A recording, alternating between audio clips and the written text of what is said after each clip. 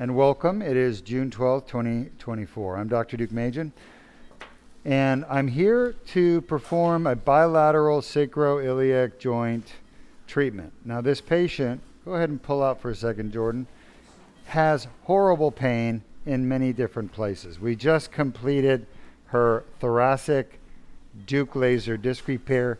She had really bad pain in this area, and it turns out that on X-ray and MRI she had 2 discs that were bad, and we tested them and we fixed that pain already. You can see the incisions are 4 millimeters. We haven't closed them yet.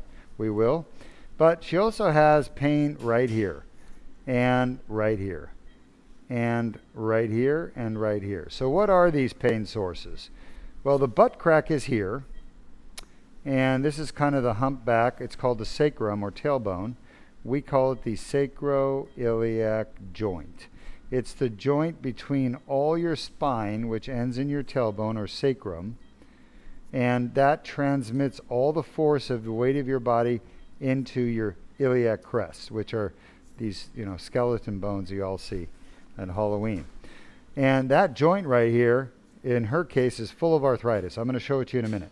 Anyway, nobody has a successful treatment for this, so they started with shots. They don't work. They started with steroids and PRP, stem cells. None of it lasts. And then they started doing fusions where we put these bolts across these joints. And they're very dangerous surgeries, and they really don't work well at all. But they make a lot of money for surgeons and the implant companies. Well, at Deuk Spine, we pioneered a new technology called Deuk plasma Rhizotomy. And what we do is we go in and we kill the pain nerves going to the joint by basically cauterizing and cutting them, okay? And that's what we're going to do on both sides, all right? That's why she's here. She came all the way from Utah? Sorry. Colorado. Oh, I knew it was either Utah or Colorado. I apologize. Colorado. She came all the way from Colorado to have it done. Now, we've already fixed a few things on her. She had an artificial disc which popped out, and we did a fusion for her. We didn't do the artificial disc. We would never do an artificial disc. They're worthless pieces of garbage, in my opinion. But let's get started.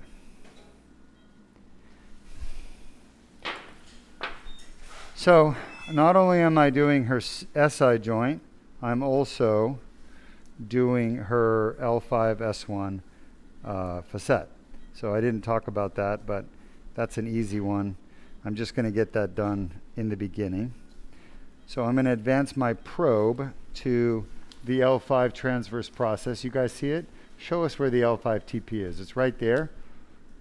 Yep, there it is. I know it's hard to see, but there's a little bone there. How do we know? Because we know. We do this every day. We know what to look for. As my grandmother used to say, thanks God. All right, I could feel the TP, and what I can tell you is there's some scar tissue here. Shot? Normal for somebody who's had a fusion, okay?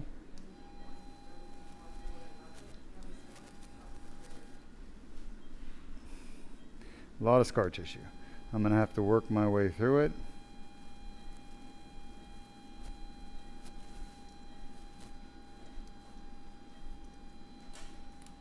All right. Hopefully that did the trick. Let's see. Shot. All right. I'm a little bit at the bottom of the TP. You guys can probably see that. All right. Yes, we can. Full of scar tissue.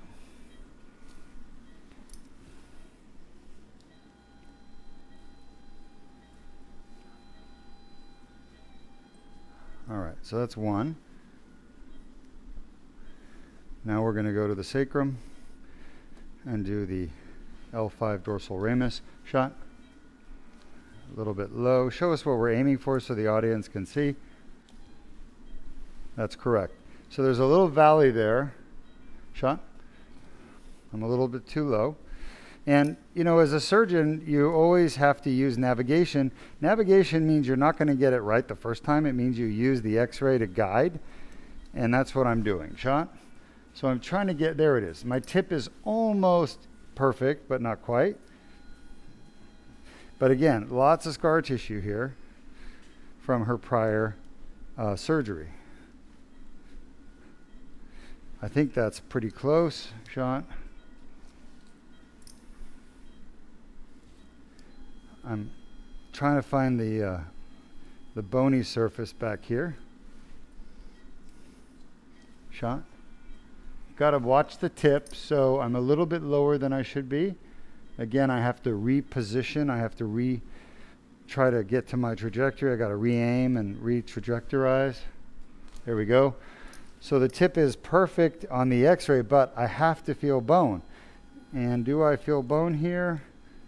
I do, but not to my satisfaction. I'm not feeling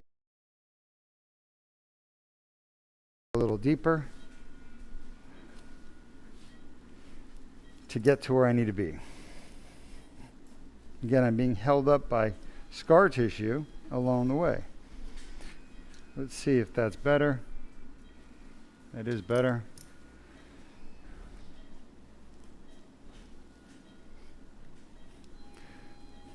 Now, scar tissue doesn't cause pain. Scar tissue just covers up the pain nerves and makes it really hard for us to reach them. But that's why this technique, that's perfect positioning. That's why this technique is so good, is because it's really good at killing the scar tissue, or getting through the scar tissue to get to the pain nerves. All right, next I'm going to aim for the S1. And what I want to do is I want to be able to denervate the joint along the joint edge. Let's take a look and see where we are. Shot? Uh-huh.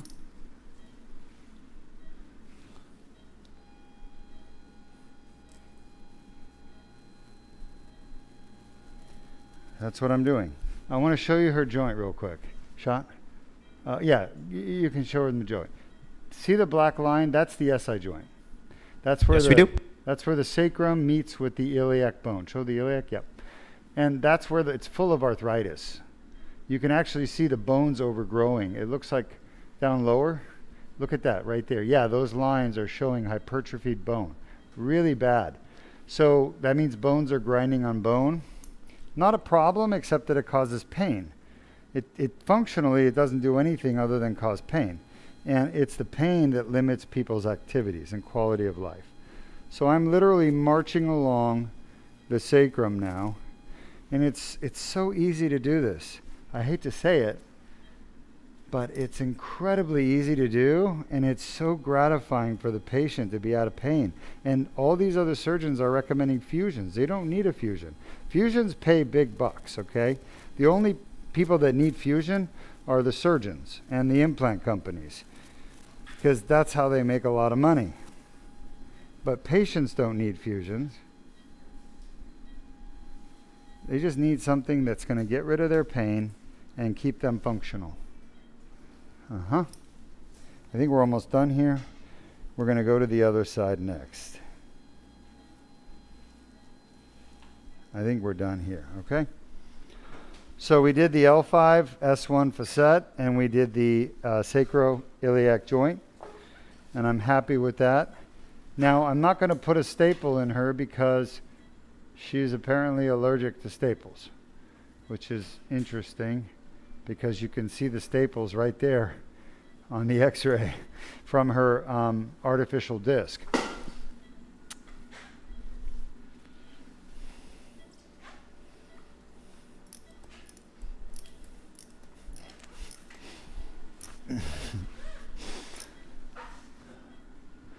Yes, so she had an artificial disc. Show us the artificial disc, Jordan. That Oreo cookie thing is the artificial disc. But it popped out, so I had to do a fusion. It wasn't my artificial disc. Somebody else put it in. And you can see she has staples, so that they're internal. All right, let's get a shot. Perfect. So we're going to do the other side. Jordan, I think she's a little rotated. Maybe you can show me the transverse process. I could barely see the TP of 5. You guys see it? It's really faint. It's just above my probe. I think that's better. All right, let me show you where the transverse process of 5 is. It's going to be right here, Sean. Right there. I'm touching it with my probe. Jordan is highlighting it. That's what it looks like, a finger sticking out to the side. My target is going to literally be right here, shot. Yeah, I want to burn right there, shot. Right where my tip is, okay? And then the other target is going to be a little bit lower right here. Yeah. All right, and then we want to get the joint. So I think my entry point is good. Dr. B, we have about 8 minutes left.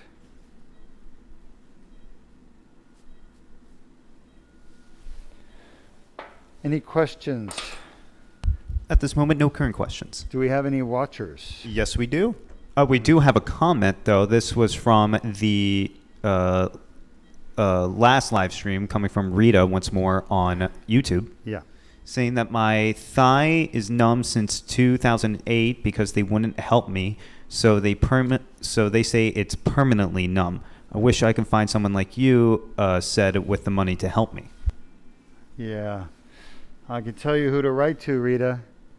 His name is Mark Zuckerberg, Bill Gates, maybe Elon Musk. Those are the people with money. Oh, no. My favorite would be Judy Faulkner. Call Judy or email Judy Faulkner. Write Judy Faulkner.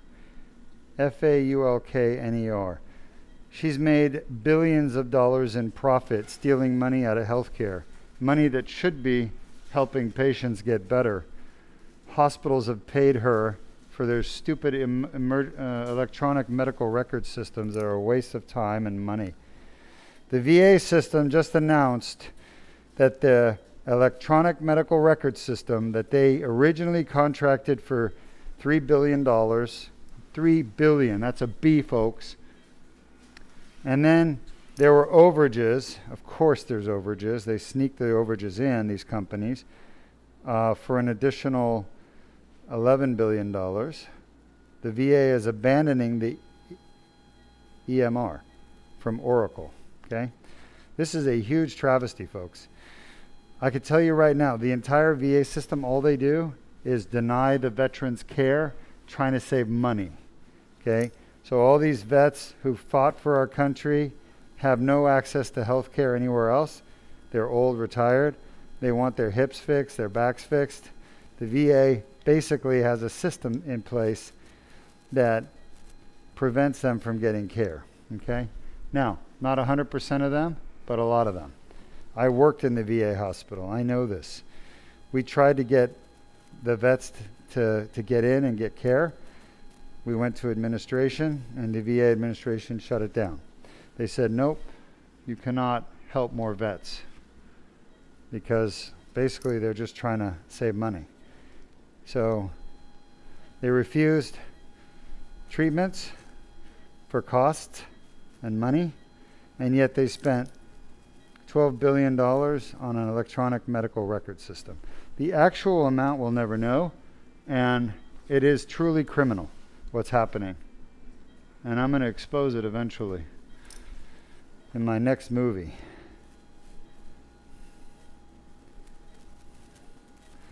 Hopefully if the first movie gets picked up by Netflix, then we can do a second movie.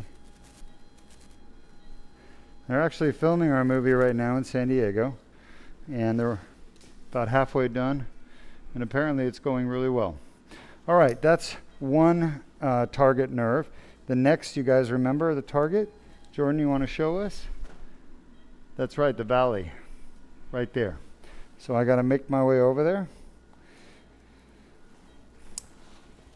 Now I want to say something. These targets are the same targets used for RFA, radio frequency ablation. The only difference is RFA doesn't work. This procedure does work.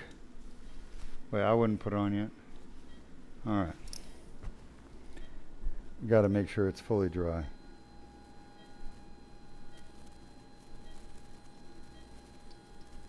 A lot of scar tissue, but I think we're getting it. So that's the second target down, and now I'm going on to the third, which is the actual S1. And we're almost done, 3 minutes. So I want to get the pain nerve as they go across to the joint, right? And that's the perfect place to get them. The joint cannot be painful without these pain nerves. I hope that makes sense to everybody.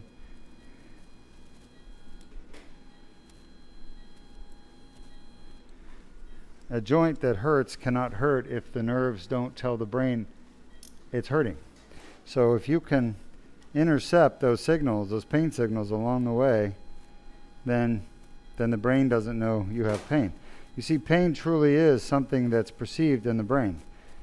The brain puts those signals together as pain. So if they never make it to the brain, then you're not aware of it. And that's the whole basis of the rhizotomy procedure, is to eliminate the carrier of pain information to the brain. Quite a simple concept, to be honest, and very effective. No downside. Any questions? At this moment, no current questions. Sean? Just about done. Another minute.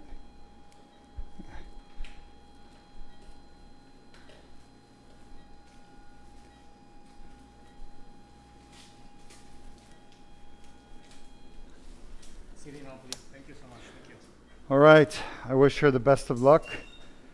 Hopefully we got all the pain we wanted to and got rid of it. And thanks for joining us. We'll be back with another surgery in about 30 minutes. But this one went very well. It was very complicated, but it went well. Thanks for joining us.